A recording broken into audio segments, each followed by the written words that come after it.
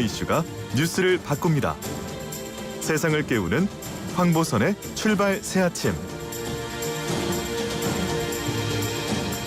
자, 이번에는요. 정치의 맛을 제대로 느껴보기 위한 시간, 국수 시간입니다. 정치 맛집 국수대담, 김남국의 국, 박수영의 수. 자, 두 의원님 전화 연결돼 있습니다. 김남국 더불어민주당 의원 전화 연결됐습니다. 안녕하십니까? 네, 안녕하세요. 생생도시 살고 싶은 도시 안산 단오늘 김남국입니다. 예, 박수영 국민의힘 의원님 안녕하십니까? 예, 안녕하세요. 박수영입니다. 예, 방금 전에 배우 윤여정 씨의 그 오스카상 수상 소식 얘기했는데 두 분 그 소식 어떻게 들으셨습니까? 네, 예. 우리 국민적인 쾌거고요. 예, 축하를 크게 드립니다. 앞으로 예. 우리 한국 문화 콘텐츠가 세계를 장악해가고 있는데 이런 네. 일들이 기쁜 일이 계속되었으면 좋겠습니다. 예, 김남국 의원님 영화 보셨습니까? 아직 못 보셨죠? 네, 아직 영화는 못 봤는데요. 네. 그 영화 소개되는 여러 그 평론가님들의 영화에 대한 네. 이야기들을 잘 봤습니다. 네. 수상을 한 것이 마치 제가 수상한 것처럼 정말 자랑스럽고요. 예. 우리 문화 강국이라고 하는 그 이름에 걸맞게 더 많은 작품들이 세계적인 어떤 무대에서 제대로 좀 평가받는 날이 네. 더 빨리 왔으면 좋겠습니다. 예, 알겠습니다. 자, 백신 얘기 좀 하겠습니다. 그 정부가 백신 9,900만 명분 확보했다 얘기했습니다. 그리고 11월까지 집단 면역 이거 형성되도록 하겠다 했는데, 자, 여기에 대해서 사실 또 뭐 여야 반응이 다릅니다. 그 어떻습니까? 이제 김남국 의원께서 보시기에는 정부가 또 부스터샷용까지 확보한다 이런 얘기 했는데 이제 국민들이 좀 안심해도 되겠습니까? 네, 이제 9,900만 명분 이렇게 추가 공급 물량을 더 확보를 했는데요. 예. 네, 인구 대비로 1,900, 집단 면역을 원래 형성하기로 한 3,600만 명분을 기준으로 했을 때는 7.5배가 되는 물량을 확보를 했습니다.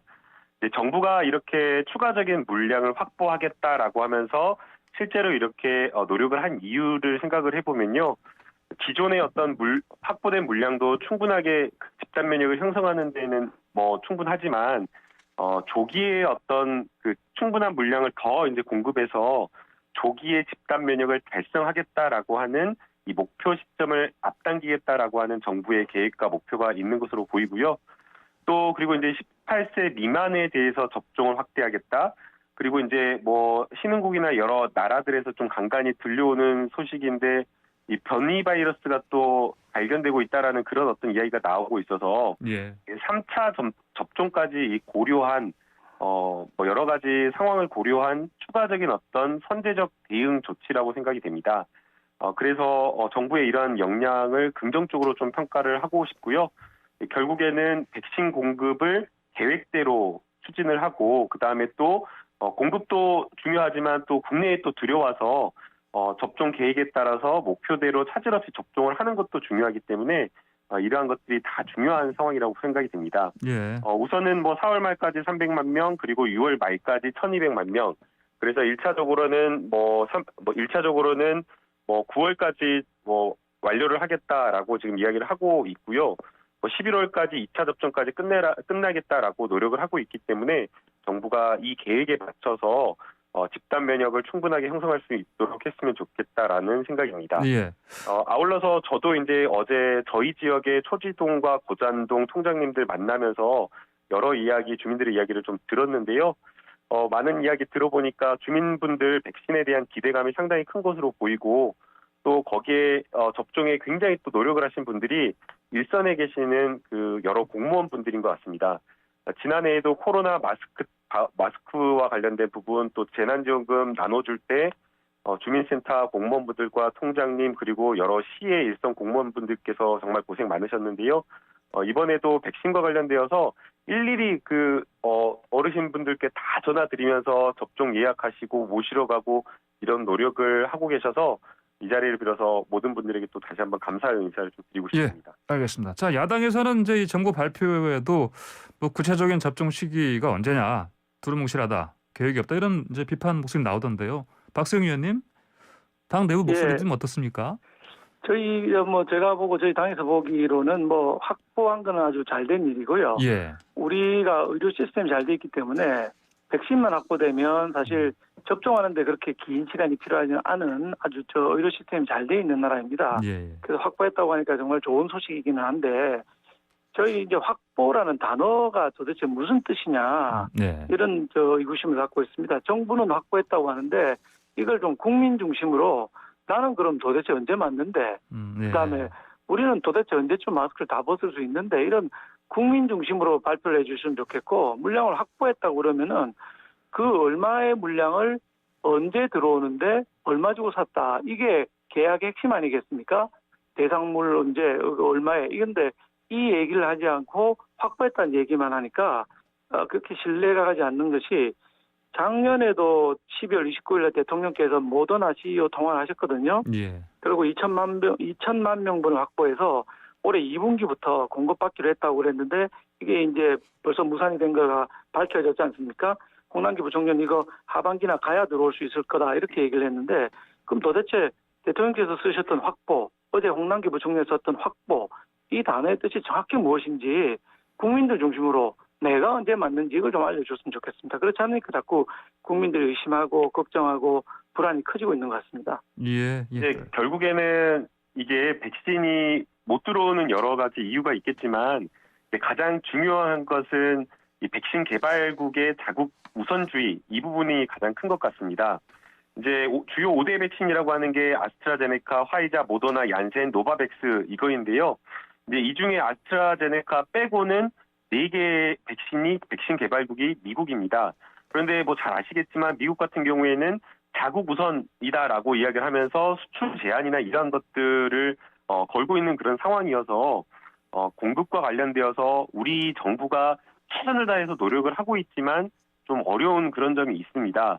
그리고 또 잘 아시겠지만 이 계약 체결이라고 하는 그 협상 과정이 나중에 계약 체결과 확보되었다라고 하는 마지막 시점까지 그 과정을 모두 다 상세하게 지금 이 상황이다, 이런 상황이다, 이런 것들을 또 알리기 어려운 어떤 그런 과정이 있기 때문에 야당도 이러한 어떤 정부의 어려움을 좀 고려해서 이런 부분에 대해서 국민 불안을 야기하거나 불신을 초래하는 어떤 정치 공세보다는 이런 어려운 국면에서는 오히려 정부가 잘할 수 있도록 힘을 함께 모아주는 게 저는 현명한 야당의 자세라고 저는 보고 있고요.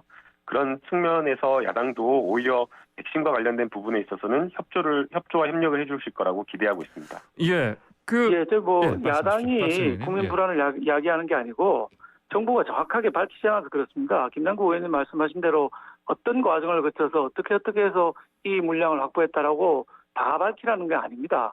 확보했다고 하는 물량, 그게 언제 들어오는지를 정확하게 해주셔야 내가 언제쯤 맞겠다 국민들한테 알려줄 수가 있는 거거든요. 그리고 말씀하신 대로 이 물자가 그 미국 같은 거는 국방물자 생산법에 의해서 전략물자로 지정돼 있거든요. 그러면 이거는 정부가 수출을 통제하기 때문에 다른 나라에 지금 판매를 못하고 있는 이런 상황입니다. 그럼 결정적으로 미 연방 정부하고 우리 정부하고의 관계, 즉 외교력이 굉장히 중요한 상황이거든요. 근데 미국이 분명히 얘기했습니다. 우방국, 쿼드에 가입한 일본, 호주, 인도 이런 나라들 우선으로 지원하겠다라고 얘기를 했거든요. 우리나라가 그동안에 문재인 정권 이후에 미국하고 계속 엇박자를 나왔지 않습니까? 한반도 운둔자를 했고 쿼드 가입 안 했고 사드 배치 제대로 안 해줬고 한미연합훈련 안 되고 하는 등등 미국하고 계속 각을 세워왔기 때문에 전략물자 통제법으로 하고 있는 이 전략물자를 우리한테 주려면은 외교적인 해법부터 가져가지 않으면은 제대로 물량 확보하기가 어려울 거라고 보고 있습니다. 예. 그 백신 스와프 얘기 요즘 좀 들어간 것 같습니다. 보니까 잘 안 들립니다. 그러면 이거 그냥 물 건너갔나요? 어떻게 봐야 됩니까?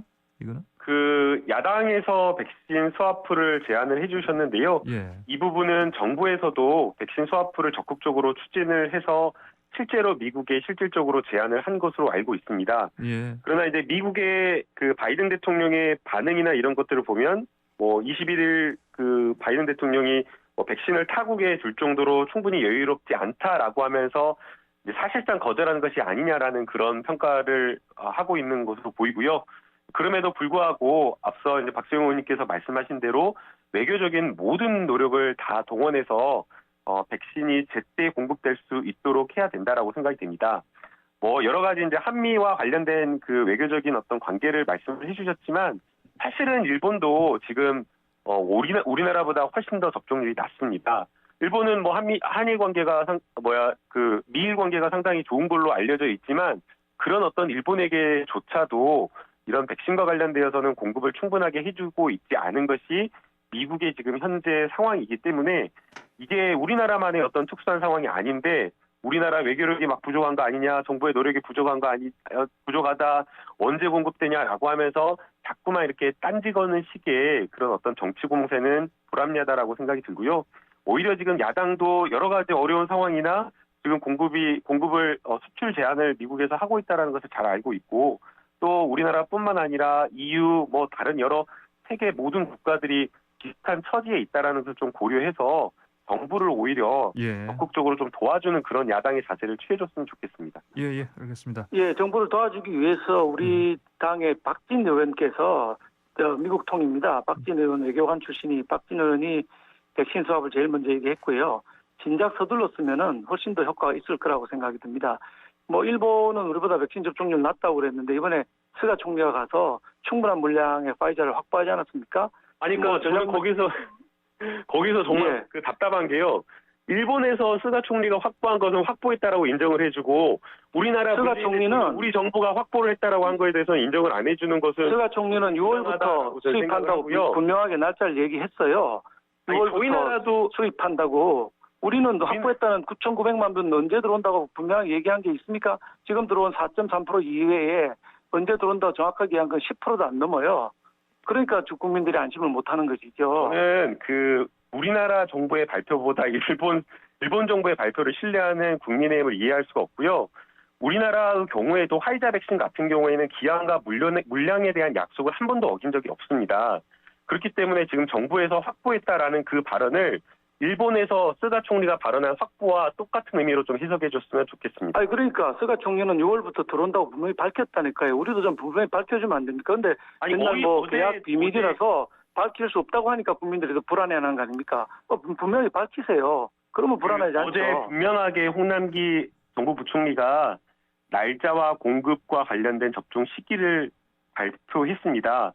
2분기 접종 상황, 3분기 접종 상황, 4분기 접종 상황, 그리고 백신 수급 상황에 대해서 브리핑을 구체적으로 했는데도 불구하고 야당에서 그렇게 주장을 한다라고 하면 이거는 좀 너무 유감인 것 같습니다. 아니 이번에 입소와 다 확보했다는 화이자 백신 2천만 병 언제 들어온다고 얘기한 적이 없어요. 수입 날짜를 정확하게 얘기해야 될 거 아닙니까? 계약을 했으면은.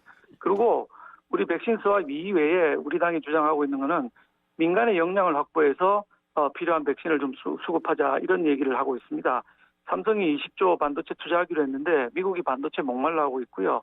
우리 LG 배터리가 세계적인 수준입니다. 전기차 배터리 수준이 세계적인데 그 공장을 또 증설해야 되는 문제가 있기 때문에 민간 기업들이 활동할 수 있도록 좀 풀어주고 우리 야당의 미국 통들이 활동할 수 있도록 풀어줘서 정부와 야당과 민간이 힘을 합쳐서 백신을 구하러 나가야 될 거라고 생각을 합니다. 근데 계속 정부만 나서서 하겠다고 하면서 정확한 일정이 나오지 않으니까 국민들이 불안해하는 거라고요.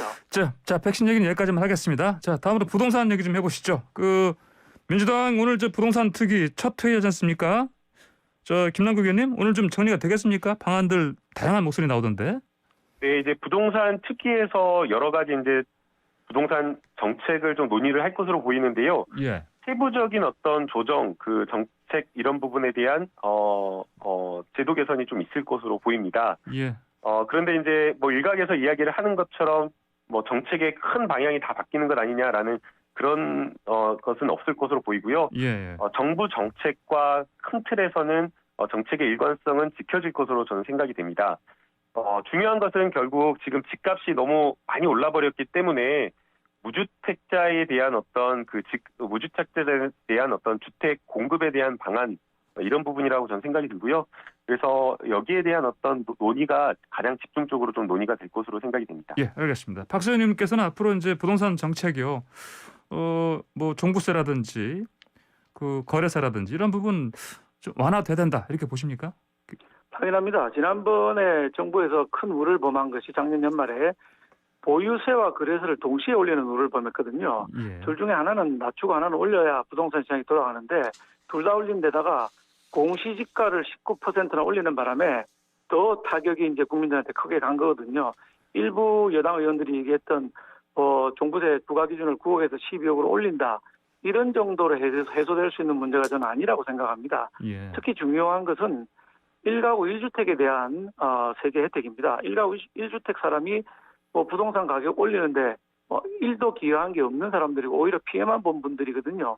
근데 1가구 1주택도 뭐 보유하고 있으면 보유세를 많이 내야 되고 거래하고 하게 되면 양도세를 또 많이 내야 되는 이런 형국으로 지금 가 있기 때문에 1가구 1주택을 보호해주는 정책으로 크게 선회가 돼야 되고 더 나아가서는 한 발 더 나아가서는 1가구 2주택에 대해서도 세제 혜택을 줘야 된다고 생각합니다. 왜냐하면 우리나라 총 5천만이 살고 있고 2천만 가구가 있는데 그중에 약 600만 가구는 개인이 내놓는 전월세 집에 살고 있는 겁니다. 예. 그래서 전월세를 내놓지 못하도록 1가구 2주택자를 압박하게 되면 이 600만 가구가 들어가 살 데가 없는 겁니다. 그게 지금 일어나고 있는 현상이거든요. 따라서 김남국 의원 말씀에 하면 여당은 부동산 정책 기조에 변화가 없다고 그러는데 크게 걱정되는 부분입니다. 1가구 1주택과 1가구 2주택을 보호하고 세금을 낮춰주는 방향으로 부동산 정책은 변경돼야 된다고 생각합니다. 네, 박수영 의원님께서 말씀하신 부분도 당연히 그 부동산 특위에서 논의가 될 것으로 보입니다. 그러나 이제 그보다 더 중요한 것은 논의의 핵심은 무주택자에 대한 배려라고 저는 생각이 됩니다. 뭐 지금 주택을 보유하고 있는 분들의 어떤 세금을 완화해 주는 것들도 좋겠지만 더 지금 어려운 것은 주택에 대해서 여러 가지 주거 불안을 겪고 있는 분들에 대한 대책이라고 저는 생각이 들고요. 그렇기 때문에 무주택자와 생애 첫 주택 구입자 그리고 또는 이제 당장 결혼하고 주택을 구입하려고 하시는 분들에 대한 대책의 초점이 맞춰지는 게 더 중요하다라고 저는 생각이 됩니다. 그리고 지금 세금과 관련된 부분 같은 경우에는 이게 지금 뭐 지난해와 올해 초 이렇게 해서 여러 가지 이제 세제와 관련된 조세 정의를 위한 부분이 이렇게 정책 결정이 되었는데 이것을 또 이제 선거에 한번 패배했다라고 해가지고 정책을 손바닥 뒤집지 확 바꿔버리는 것도 사실은 정책의 일관성 측면에서 문제가 있다라고 보이기 때문에 이러한 부분을 조금 더 신중하게 좀 논의하는 게 필요하다라고 저는 보고 있고요. 그래서 우선은 저희가 무주택자와 실수요자에 대한 여러 가지 주택 정책에 초점을 맞춰서 이런 부분에 대한 고민을 논의를 하는 게 더 중요하다고 보고 있고 그다음에 앞서 박수영 의원님이 말씀해 주신 여러 가지 세제와 관련된 부분은 조금 더 신중하게 그리고 장기적 관점에서 함께 여야 간에 논의할 필요가 있다고 저는 보고 있습니다. 예, 알겠습니다. 자, 다른 주제 한번 좀 얘기 나눠보시죠. 그 이재명 경기도지사가 재산 비례 벌금제 얘기했습니다. 이거 도입할 만한 겁니까? 박수영 의원님 어떻게 보십니까? 해서는 안 되죠. 재산 비례 벌금제라고 했는데 이게 재산하고 소득에 대한 개념 구분이 안 돼 있는 것 같아요. 예. 경제 정책에서 재산과 소득을 구분하는 건 매우 중요한 일인데 재산이 많다고 해서 벌금을 많이 내라. 그거는 근데 재산은 소득은 없는데 집 한 채를 가지고 있는 분이 계시면 벌금을 더 내야 되는 거예요. 벌금을 내기에 집을 팔아라는 얘기냐? 라는 말까지 나올 수 있는 상황이기 때문에 이 부분은 매우 조심해야 되고 소득 비례는 저도 그것도 조차도 반대합니다만은 소득 비례는 검토해 볼 수 있을지언정 재산에 비례해서 벌금을 더 내라 이건 어불성설이라고 봅니다. 알겠습니다. 김남국 의원님 어떻습니까? 의견? 네, 결국에는 이제 법의 날에 맞춰서 그 이재명 경기도지사가 재산 비례 벌금제 도입을 주장을 했는데요. 이제 여기에 대해서 이제 국민의힘 국회의원 윤희숙 의원님이 재산과 소득 개념 구분도 못하냐라고 비판을 하는 것은 조금 너무 지나친 발언이 아닌가라는 생각이 듭니다. 경기도지사가 재산과 소득을 모르고 그런 발언을 하겠습니까? 그 글에 보게 되면 재산과 소득 등 경제력에 비례한다라고 하는 그런 표현을 간접적으로 확실하게 표현을 했는데 그것을 말꼬리 잡아가지고 그렇게 본질을 벗어난 정치 공세를 하는 것 자체가 조금 적절하지 않다라고 생각이 들고요. 오히려 본질을 가지고 논의를 하는 게 필요하다라고 생각이 됩니다. 이게 지금 시민사회 단체를 비롯해서 많은 정말 서민들이 주장을 했던 내용들인데요. 벌금 똑같은 100만 원이라고 하더라도 10억을 가진 사람과 재산 아무것도 없는 정말 어려운 사람들에게는 그 100만 원이라고 하는 것이 실질적으로 너무나 다른 겁니다. 그렇기 때문에 벌칙의 어떤 실질적 형평성과 실효성을 강제하는 그러한 어떤 측면에서 그것이 결국 정의 아니겠습니까? 예. 그렇기 때문에 재산이나 또는 소득 등 경제력에 비례해서 벌금을 부과하는 것이 맞다. 이게 법의 정신에 맞다라고 하면서 이 제도를 도입하자라고 법의 날에 주장을 한 것인데 이게 국민의힘에서는 무조건적으로 재산 가진 사람을 이렇게 보호하려고 하는지 좀 이해할 수가 없고요. 지금 코로나19로 인해서 굉장히 서민들이 어렵고 그 과정 속에서 잘못된 어떤 실수로 인한 벌금 부과에 대해서 굉장히 어렵고 힘들어하고 있습니다. 그래서 그렇게 어려운 사람들에게는 100만 원보다 훨씬 더 적은 금액을, 그리고 또 돈이 많거나 소득이 많거나 재산이 많은 사람에게는 네네. 그보다 더 실질적으로 많은 금액의 벌금을 부과하는 게 저는 정의에 맞고 이게 법의 정신이라고 예, 저는 보고 알겠습니다. 자, 오늘 국수 토론은 여기서 좀 마무리해야 되겠습니다. 두 분 말씀 잘 들었습니다. 감사합니다. 네, 감사합니다. 네, 지금까지 박수영 국민의힘 의원, 김남국 더불어민주당 의원과 함께했습니다.